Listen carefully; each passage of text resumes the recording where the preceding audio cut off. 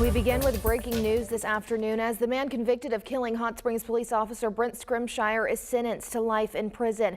We have been covering Kayvon Ward's trial since it started 2 weeks ago. Ian Russell has been in the courtroom since the beginning. Ian, tell us about today's sentencing hearing.